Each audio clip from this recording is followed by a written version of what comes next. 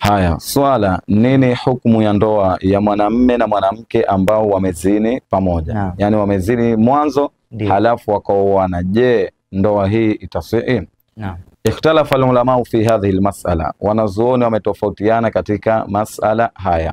Waqala ba'dhum, wakasema baadhi yao miongoni mwao ni ibadhi, wanasema kwamba mwanamme na mwanamke waliozini kabla ya ndoa, basi hawa hawatooana tena.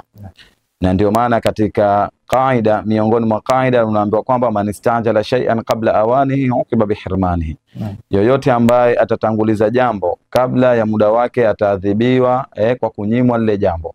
Kwa mantiki hiyo wanasema kwamba mwanamke huyu ambaye amezini na mwanamme hawatooana ila yaumil qiyama, mpaka patasimama kiyama. Hii ndio kauli ya mwanzo. Lakini ipo kauli ya pili ambayo wanasema kwamba mwanamme huyu ana uwezo wa kumwoa yule mwanamke, lakini baada taubati, baada ya kutubia.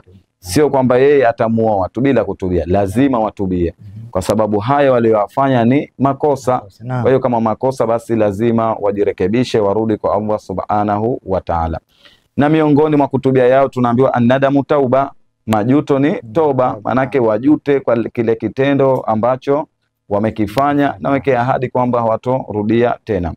Na ndio maana ukisoma baadhi ya vitabu unaambiwa kwamba miongoni mwa toba zao, manake wanatakiwa yule mume na mke watenganishwe, mmoja baki mfano mji fulani, mwingine aende mji fulani mwingine, wasikutane ikiwa kila mmoja anatubia, mpaka zipite taratibu kama hizi, ndipo watafaa kuoana. Almuhim, ipo kauli ambayo inasema kwamba hawatofaa kuoana ila yaumil qiyama, mpaka patasimama kiyama, na ipo kauli ambayo wanaona kwamba itafaa kuoana na wala hamna tatizo lolote. Wallahu ta'ala a'lam.